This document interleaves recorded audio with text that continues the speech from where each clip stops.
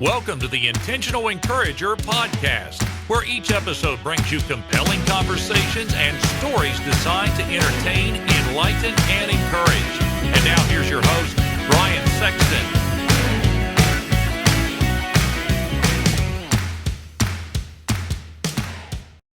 And welcome into the Intentional Encourager podcast. I'm your host, Brian Sexton. Thank you for joining us again today. I have got a guy that I have admired and followed for a long time on LinkedIn. You should do the same. You should find Jaris Tucker on LinkedIn and you should follow him as soon as you get done listening to this conversation. Now, don't do it right now. You should listen to this conversation. But he is an introvert turned speaker. He's a marketing consultant, a leader, an entrepreneur. Again, you can find him on LinkedIn at Jaris, Jaris, Tucker, Tucker. But you can find him right here, right now on the Intentional Encourager podcast. Jaris, how you doing today, man? I'm doing absolutely great. Thank you for having me. It's an absolute honor and a pleasure to be here. Thank you. Man, the honor is all mine. And let me start here. And I start here on every podcast because I want to get a sense and a perspective of how things are going in your world. Because the last 18 months, everything has been, as the old Fresh Prince of Bel-Air theme said, everything has been flipped, turned upside down. And so you and I are not that far apart in Virginia, and I in West Virginia. Take me through what's happened where you are in Southern Virginia around what's been happening with you, your business, around COVID-19 and the pandemic the last 18 months or so. Sure. I tell you what, taking it back to exactly about 18 months ago, let's go 19 months. I was at the peak of my life. I had just stepped into my role as an up-and-coming speaker. I was getting booked at different colleges, different community events. So I was out speaking. And then COVID hit. It kind of put everything to a standstill because I work with the people, I work with the public. So, I'm used to being outside. And when COVID hit, it shut everything down. But I didn't look at it in a negative sense to start out. When it first happened, I was like, man, what's happening? I got all my bookings, my shows were getting canceled. I was just starting to get paid. I said, it has to be an underlying lesson. So I just took kind of a seat back and I just let things fall as they may. I knew I still needed to work on my communication.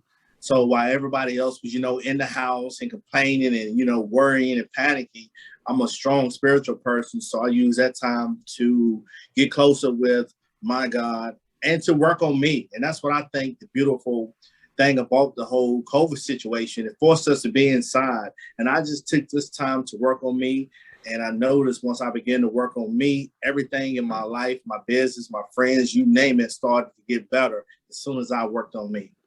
What was the one thing that you can attribute to that? Because, man, I love what you said about working on yourself, because there was a lot of people that had a lot of time to kill, so to speak. And as I've talked to people the last many, many months on the podcast, it's been that same thing. Well, I had time to do this. I had time to do that. I had time to do something else. What was the takeaway that you took when you began to work on yourself? What was that aha moment that you had when you said, man, I didn't realize I was doing this or I wasn't doing this?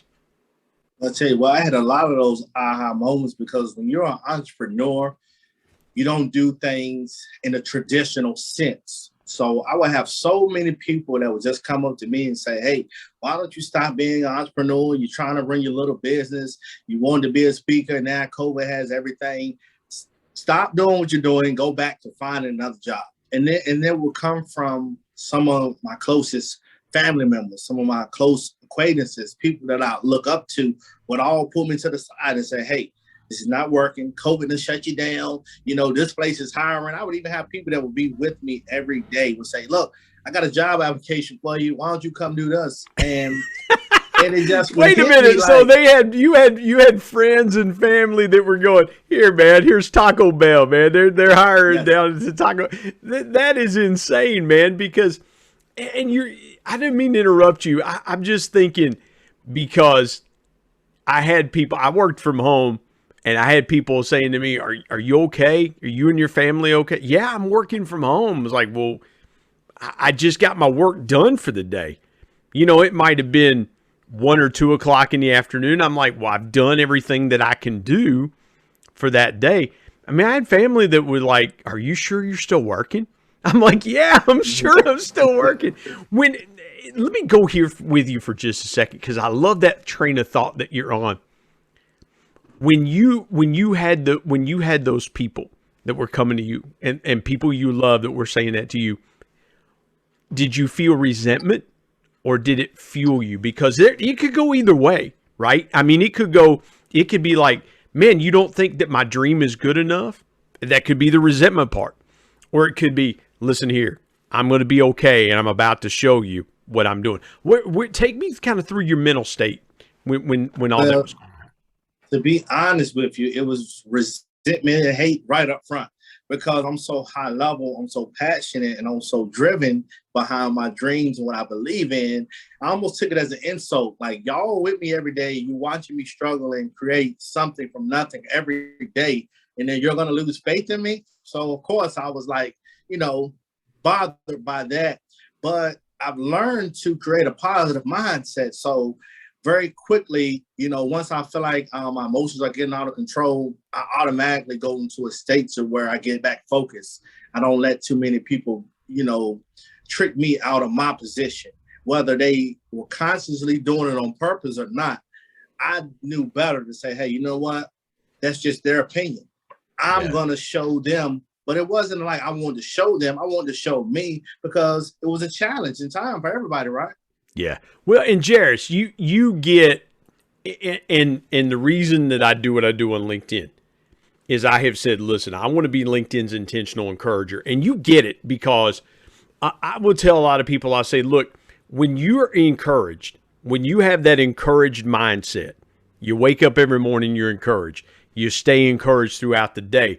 What happens is you basically put a helmet on around you. So when let's say you got a football helmet on, somebody could hit you in the head and it may, jar you a little bit, but it's going to be worse on their fist when they hit you than it is going to be on your head, because you've got that protection. You've got that thing on you that protects you. And encouragement does that same thing for your mind. When you think about your purpose and the community that you serve, was there something that you took out of it that says, listen, I'm going to serve my community and my network this way going forward, and I'm going to help them in this way going forward? Yes, because what I realized at that particular time, where a lot of people had already lost faith, and when COVID hit, it just started to allow people to show their true colors, because when you're forced to stay at home, you don't have a job to run to. You can't go run to the restaurant or your local bar. You have to face your own issues, right? Yeah. So what I like to do is I like to lead by example. And I just took that time to, like I said, work on me. And when I work on me, I can understand my feelings and my emotions in the way I process situations.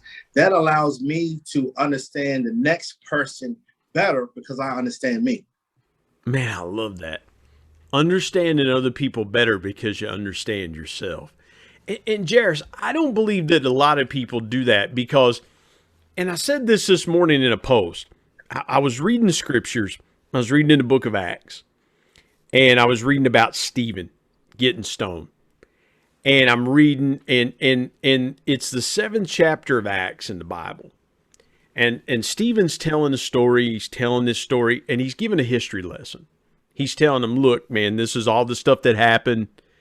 And he's giving them a history lesson. He gets down to about verse 55 or 56, and it said the people were cut to their heart. And in the notes of my Bible, it said they were deeply affected by what he had to say, to the point they went out and stoned him. And there's a lot of things that are said on social media that make people mad and that get people riled up. And man, they want to throw stones at people and things like that. What would you say to those folks that are feeling that way about what's surrounding them? What is, you've got this negativity around you, and the thing you want to do is you want to come out swinging. But what would you say to those folks to help them kind of because you talked about working on you. How do you coach those folks to drown out that noise and get rid of all that junk around them? That's a very, very good question. And I like to keep things very simple. So I just ask them, okay, what do you spend a lot of time on? Do you scroll up and down social media? Or are you the type of person that binge watches on movies or Netflix or whatever the case may be? Once I get that information from them, I'll say, hey, look, you can take 30 minutes away out of your day from scrolling on Facebook and just spend time to yourself. Listen to your own thoughts, because there is something that's going on with you while you're so quick to lash out at somebody else. Because I get it. I can get on Facebook or social media, LinkedIn, and you can say whatever you want to say, because I understand that is your platform, that is your voice. You can't offend me using your platform unless you outright come out and says, hey, Jaris, I think you're, whatever. I'm still not going to get offended. So It all revolves around self. You have to be able to look at that person in the mirror, and that's where everything starts with me. Well, and you're exactly right. And I listen, I'm looking at your LinkedIn profile. I'm looking at it now. And it says, over the years, I'm learning to become comfortable in my own skin. And I really believe that COVID has forced us to understand what that looks like. Because, doing this podcast over the last 18 months, I've become comfortable asking questions, maybe asking different questions, things like that. Some people have been comfortable just staying at the house and working like, man, I don't want to go back in the office. I like doing this. I save traffic time and buying lunch and things like that. When you think about business and you think about people that you're coaching and you're helping, what are some things that you feel like are going to change? What do you believe is going to become permanent about what we've gone through the last 18 months in business and social media, things like that? Kind of put your crystal ball on, kind of put your hat on, and kind of, what do you think becomes permanent about what we're doing? That's a very good question. First, let me say that. Excellent question. But I think people are beginning to understand that they have a voice, and that what they want or the decisions that they want for their life, that it can happen. So I see that, like you said, some people are going to go back to work. Some people are going to realize that that's not for them. So we're going to see more entrepreneurs. We're going to see more people who were getting unemployment and who are not working. They're going to miss that work environment. They're going to go to work. But ultimately, I see people starting to come together to begin to create.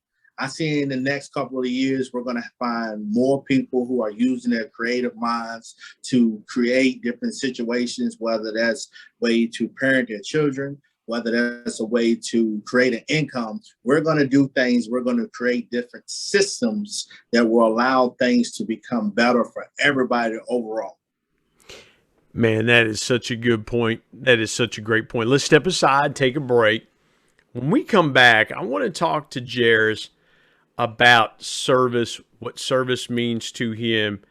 I want him to also talk about nature flow, and that is a guide to manifesting happiness and successful living. And we'll tell you where you can find that at the end of the podcast, tell you how you connect deeper with Jaris. My guest is Jaris Tucker here on the Intentional Encourager podcast. Come back with us here in just a moment.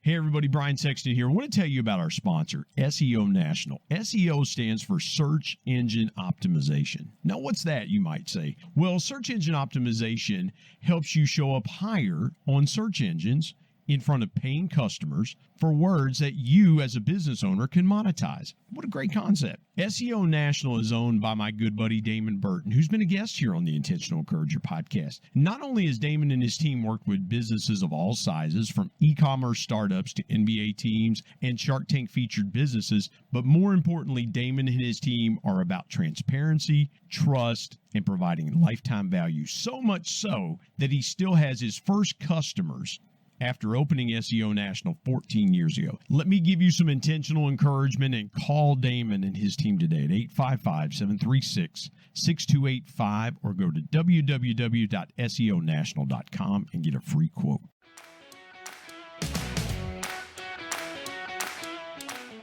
Jaris, we were talking before the break about people having a voice and keeping things simple. Man, I love those simple philosophies that you shared. I want to ask you about Nature Flow, a guide to manifesting happiness and successful living.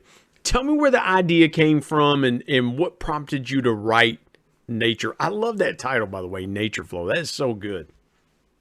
And that when I was writing Nature Flow to put you in the mindset, I was a full-time production supervisor. I had a good crew. Everything was going very well. It's just my managers and the people who were above me, quote unquote, just putting a lot of pressure on all of the supervisors and just everybody in that facility. So becoming an entrepreneur and an author was my exit strategy and my way of, starting my own path. So I just wanted to write a book. I knew that writing was not my passion, but I said, if something happened to me, I can leave a legacy behind in a book format. So Nature Flow was just my experience at that time on how I was taking a negative situation, how I was creating a positive mindset for myself.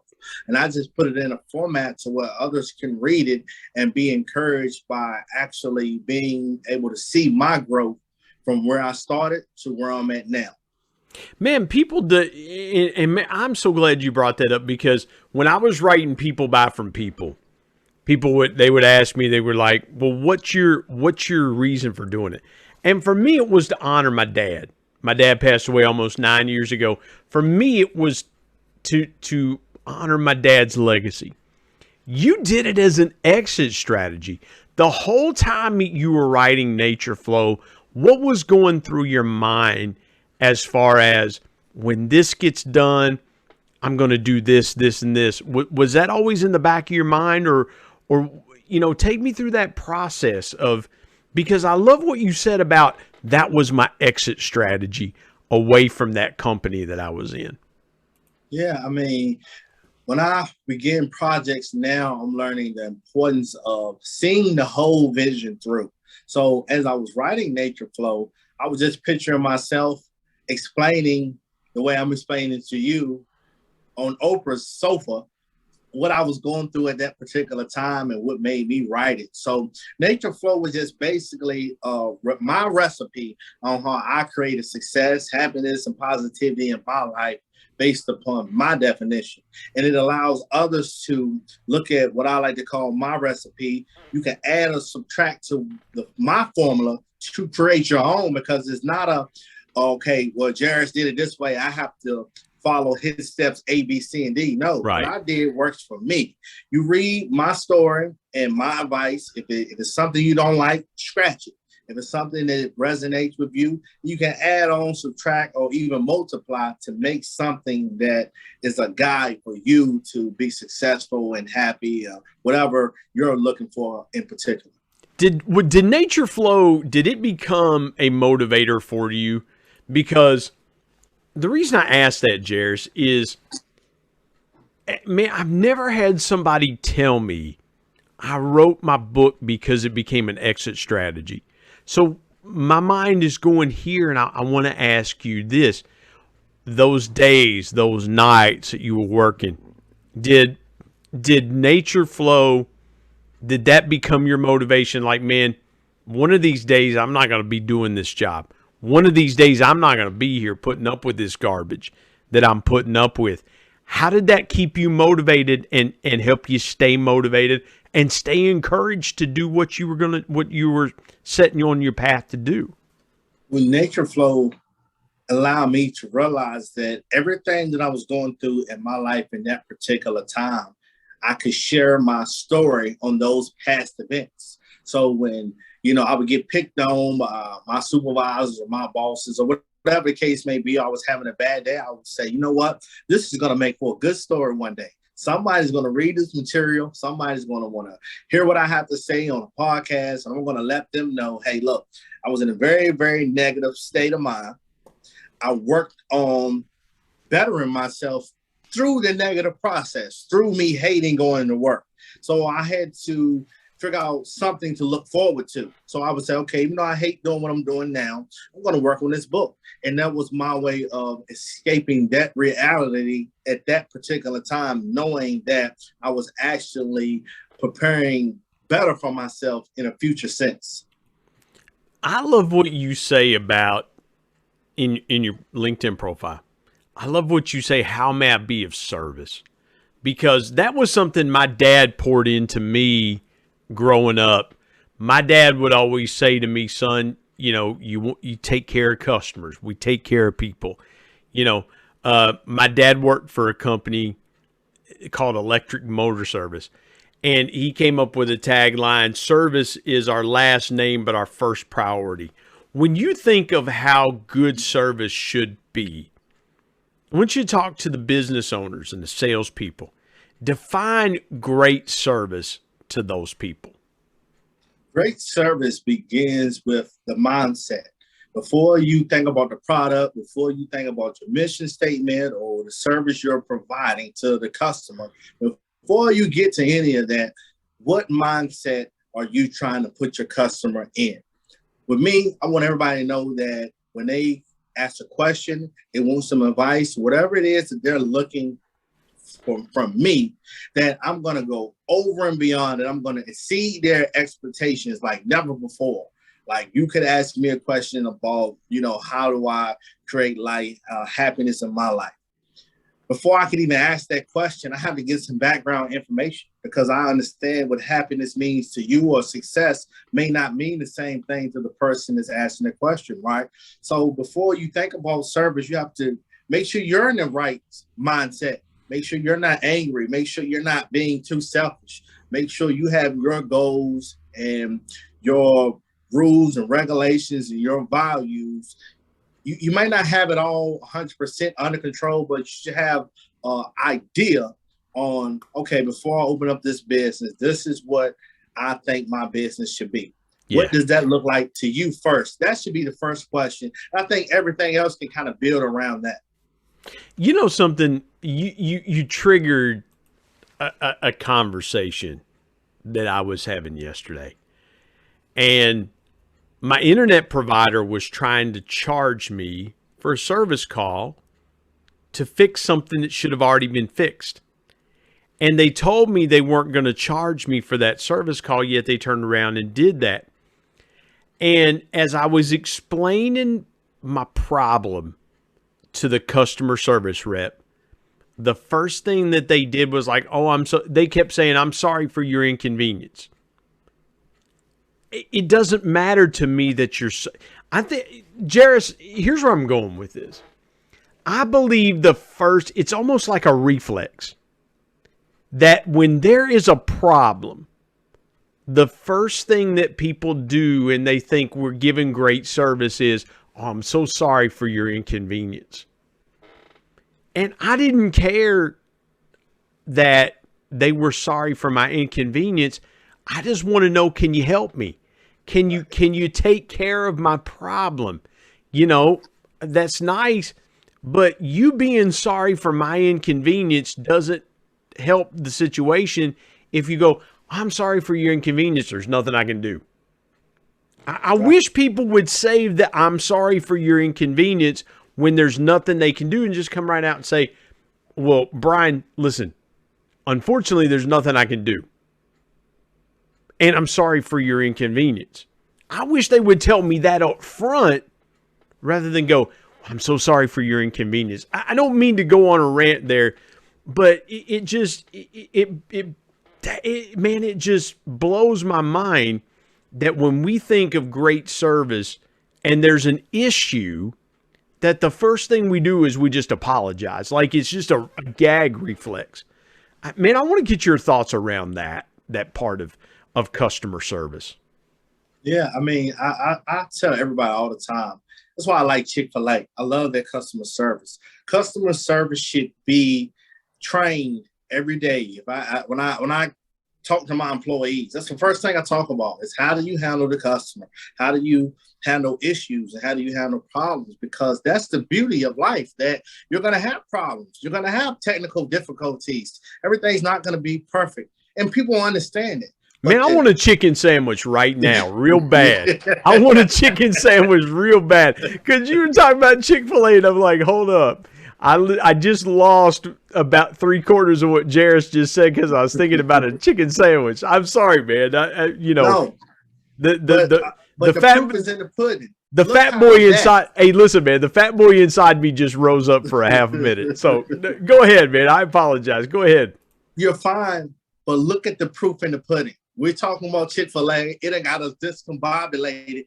That's service right there. That's and you said pudding too, man. You gotta go with. You're using food analogies, man. You're tearing me up because I mean I'm like, man, pudding sounds good right about now too. We're recording this. No, but you're 100% right, Jaris. Is that Chick-fil-A is so good at what they do with service because that's what they train and teach from the word go.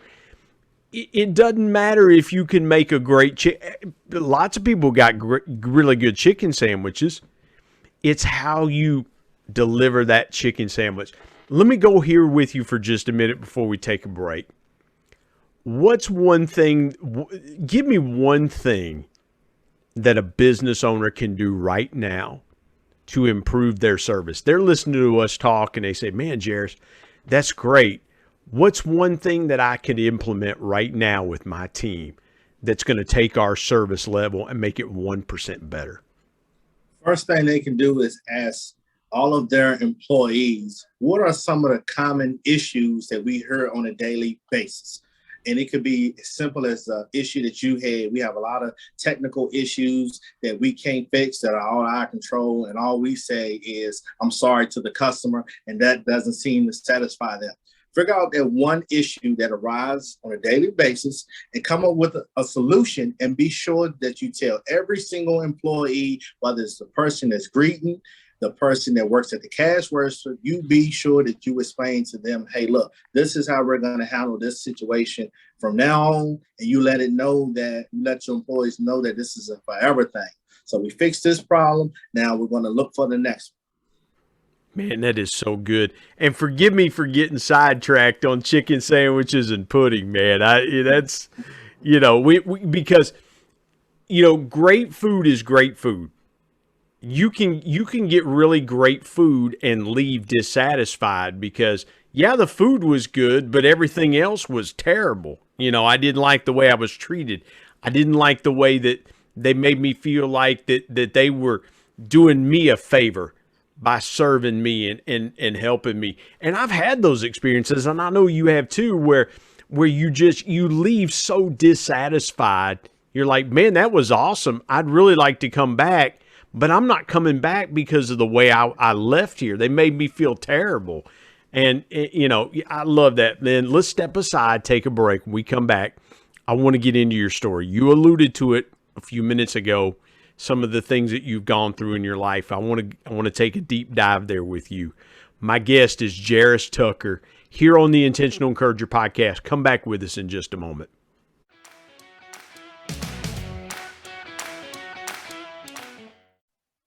Hey everybody, Brian Sexton. Want to tell you about my new book, People Buy From People. 10 powerful people lessons from the ultimate people person, my dad. My dad was one of the greatest connectors that I ever knew.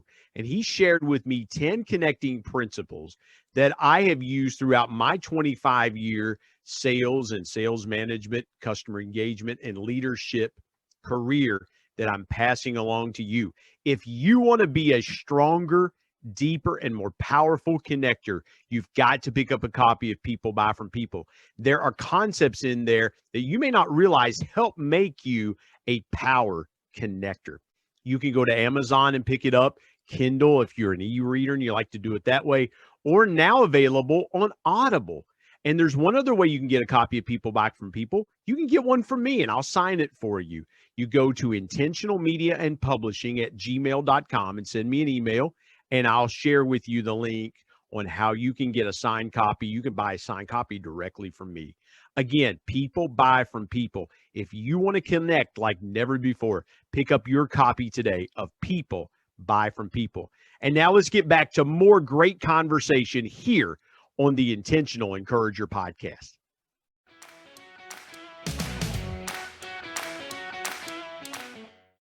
Jaris, let's get into your story. Man, I love it. You at times when you post on LinkedIn, you'll give little snippets and nuggets about your life, and I have really admired your transparency and your openness and how you want to bring people in instead of keeping people at arm's length. So I want to give you the floor to tell your story. I'll jump in from time to time and ask some questions to pull some more conversation out of it, but I would be honored if you tell your story. All right. I'll be very brief as I can because my story is filled with a lot of hiccups, ups and downs, but just be very brief. Okay, I grew up poor. I have a lot of brothers and sisters. I can remember always being very responsible at an early age, even though I was like very shy, super extremely shy and anxiety to the max, where I didn't like being around people. I was only comfortable or talkative around people that I knew. If I didn't know you, you weren't going to get anything out of me unless I was forced. So growing up like that, shy, but you always put in positions to be responsible for others, whether that was being responsible for my brothers and sisters, whether, every job I've had to this day, I would always come in as a temporary worker, work my way up, and I would always get asked to be the leader or the supervisor or whatever the case may be. Now, this is somebody who has extreme anxiety, that's super nervous, that grew up not having nothing, but I always was happy because we didn't stress about stuff that we didn't have. We use our imaginations. I played with my brothers and sisters. So long story short, the last job I had, I was a full-time production supervisor. Same thing, came in as a temp, worked my way up. And I would notice that as I would interact with other people, they would have all kind of super wild issues going on in their personal life that I didn't have going on. I always been happy and positive for the most part. So I learned very quickly that if you want to manage people better and handle people, especially when I'm in a high level supervisor position working for a multi-billion-dollar company, they would pick on me and bump my head about the smallest mistakes. So in order to keep my sanity, I started studying people, and I eventually wrapped it around to looking at myself. And I understood that leading by example was the best way to go with me. I understood that I was a good communicator. Mm-hmm. I understood that even though I had anxiety, that I still had a job to do. Jaris, I got to ask you this. You talked about just a minute ago, you said growing up, we didn't have a lot, and you didn't worry about what you didn't have. Was it a different how was your mindset when you started accumulating and acquiring some things?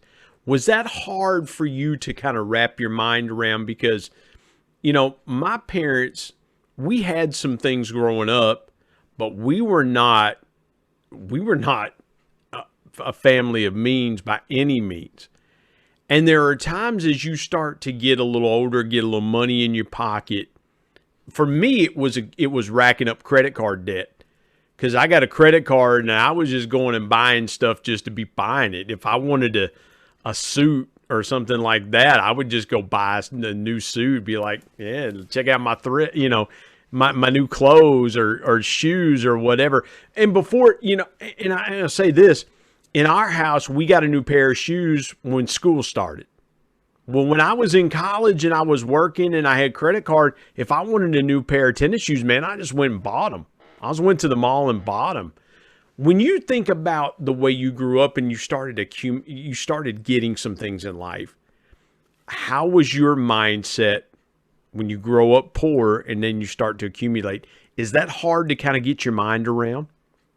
Yeah, it was hard. It was very challenging back then because I was responsible for taking care of my whole entire family. So not only, I was getting my first paychecks, I would make sure I was straight. I had to make sure my brothers and sisters were straight as well. So it taught me early on, the value in giving and being responsible. Just like you, I was racking up debt, didn't know because I just didn't know.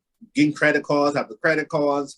But I did learn that in a weird way, that helped my anxiety. When I could go buy clothes and I could dress better, I learned that I felt better. And I learned that not only did I feel better, I would actually perform better. And I wouldn't be as nervous when it came to having meetings in front of board members or in front of the CEO or the company. If I'm dressed well, then everything would flow easily. And I learned that at an early age. When you started getting some things, because, and I had a guy named Tony Hills on my podcast. Tony played left tackle at Texas, and then he went on to play for the Pittsburgh Steelers. He was a backup offensive lineman for the Steelers. And we talked about, some of the things that NFL players go through.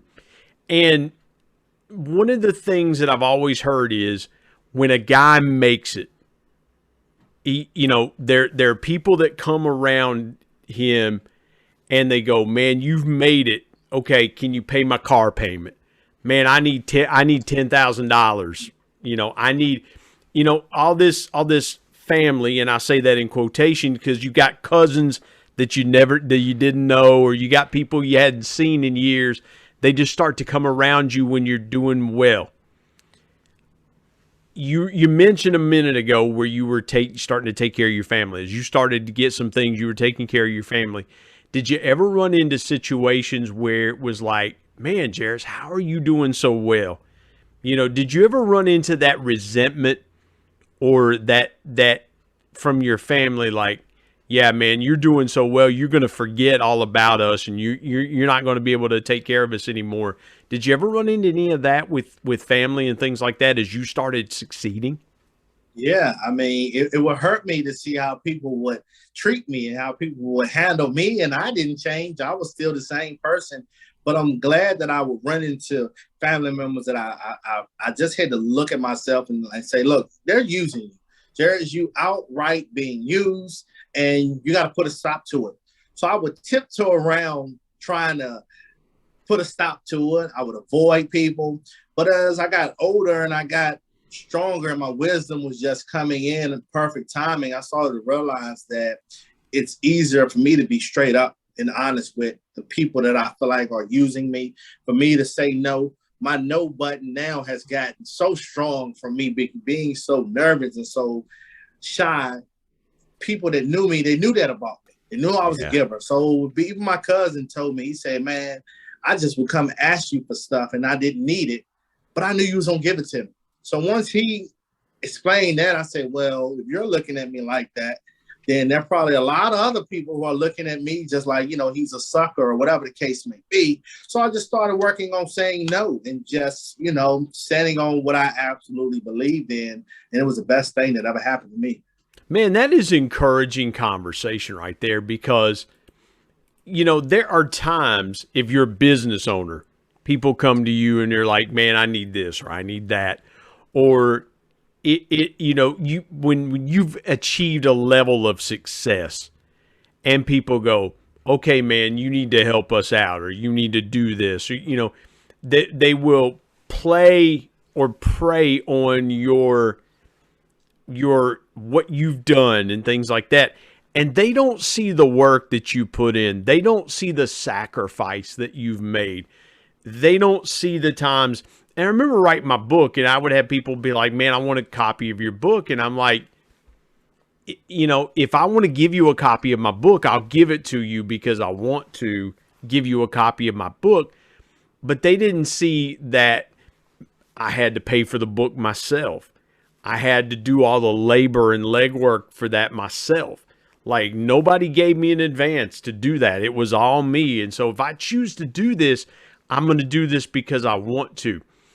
It feels like we've got a society now of expectation. And I love what you said about your cousin coming to you and being like, hey man, I didn't need it, but I felt like, you give it to me and things like that. As you started growing in your career and you had more success and things like that, what were conversations with your brothers and sisters like? Because I don't know. I mean, were your brothers and sisters having some of the same success as you were? Were they, and forgive me for the long-winded question, because what can happen sometimes is that some family goes this way and it's, we're hanging out and doing things we shouldn't be doing. And other people in the family are just, they're going in a success track, or everybody could be going in that track, or everybody could be going. And I'm not sure, where your family was at. Were you starting to see people replicate your habits or going the other way as you became more successful? I hope I asked that question correctly. Yeah, that's a good question, because this is something that I know why I'm on the right path, because it's just not about me being successful. I basically changed my whole mindset, which basically changed my whole reality. My family members are sticking right along with me. So we all on the same wavelength. We all have the same energy of moving forward. And just about everybody, my brother, my sister, my mama, my father, all of us are now doing things that we never thought we were doing, whether they're opening up businesses. My mom has a Facebook Live show that she does. My little brother, he just opened up a business. My sister's selling cakes. So they all call me and say, by you making the changes that you made, it encouraged us to start making similar changes. What did you learn from your parents? Because you mentioned that you didn't have a lot growing up, and now your mom's doing stuff on Facebook Live, and that's awesome, and things like that. What was the one thing that you learned from your parents that still sticks with you? For me, my dad taught me how to treat people. What was it for you and my mom the same way? What was it that you learned from your parents? I learned the value of how you treat people. My mom was always treat people right, be respectful, and hard work. Those have to be the two things that I take now. Like, I'm glad I had a strong mother who taught me, and a strong father, the importance of responsibility. See, I always was a go-getter. They always showed us, you go out work. You hold the door open for people. You say thank you. You say yes, sir. No, sir. Small things that people take for granted is what I've learned from my parents. Man, that's good, because my dad, the one thing my dad told me, Jaris, was if you say it, own it. That's the one thing that I remember vividly that my dad would always say, man. He'd say, son, if you say it, own it. I got to ask you this. Take me through the biggest obstacle that you faced in your life or your career. How did you overcome it? What was the biggest lesson that you learned from it? The biggest obstacle, as I was preparing to quit my very last job being a production supervisor, I ended up being forced to quit early because they already had it out for me, and I had enough, and it just came to the point where they called me in the office and they were asking me about something. It was really nothing. I said, you know what? I quit. But I jumped the gun too early. I was writing my book. I was just starting my business marketing company, but I didn't have anything saved up. My book wasn't done. I didn't know anything about being an entrepreneur, so I quit that job to start running my own business. And I realized that when I quit that job, I had to work harder and longer hours and deal with more stuff than I was already dealing with. Yeah. So I'm thinking becoming an entrepreneur is going to be good. I know a lot of people. I got a good reputation. But I did not factor in the fact that people knew me for being a supervisor. They didn't know me for being a business marketing consultant. So for like 6 months, I made no money. Nobody was calling. I had to get a part-time job, cleaning hotel rooms, making less money, working way harder than I would have if I would have continued to be a production supervisor. You know what? I love that. And it's like, okay, people see you this way and they don't realize it's like, okay, but that's not the end game that I want to do. It's like having this podcast. So like, okay, we see, well, no, I'm not just a podcaster. I do other things. I mean, this is not my full-time gig. How did you as you were going through those 6 months of not making any money, what kept you motivated? And more importantly, Jaris, what kept you encouraged? What kept me motivated is I started to study myself, and I understood what I wanted all of life. I didn't know how it was going to happen.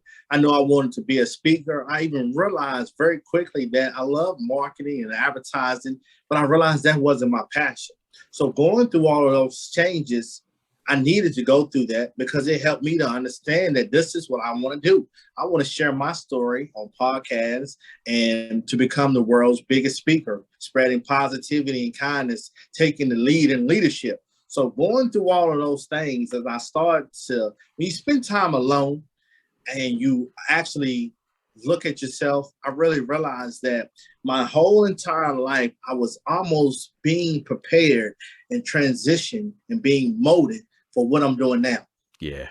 Well, when you get to be the world's biggest speaker, man, don't forget your boy Sexton here, man. You know, I'll shoot you a text. You'll be like, "Who's this?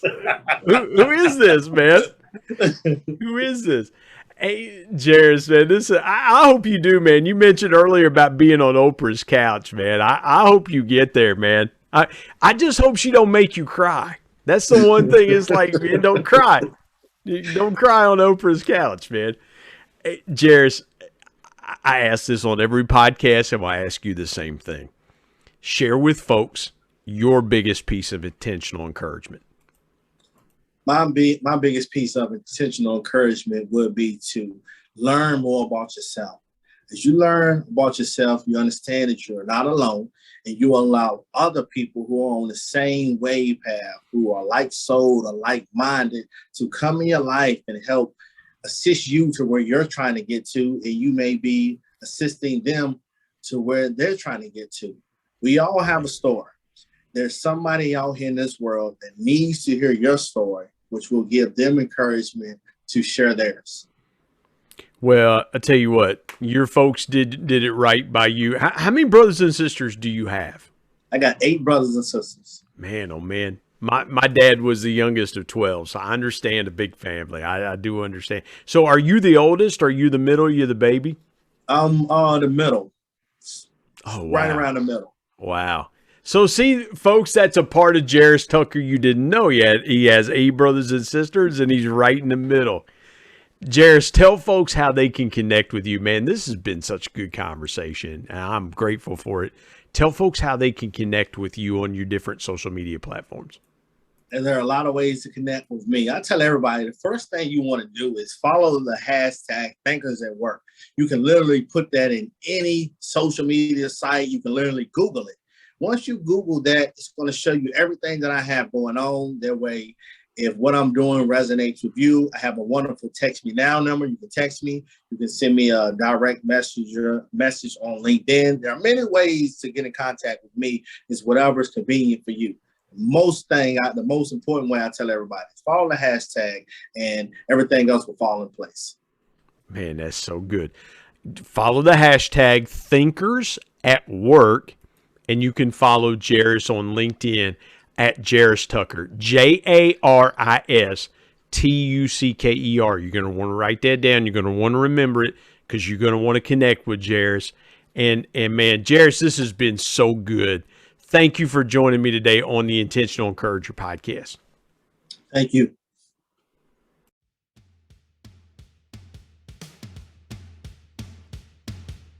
My thanks as always to producer Bryce Sexton and technical advisor Matt Means. And of course, the ultimate thanks goes to the Lord Jesus Christ, who provides intentional encouragement every day through his word. If you're not subscribed to the Intentional Encourager podcast, hit the subscribe button wherever you get podcasts so you don't miss an exciting episode where you can get encouraged and stay encouraged. And remember, anyone, anywhere, at any time, any place can be an intentional encourager.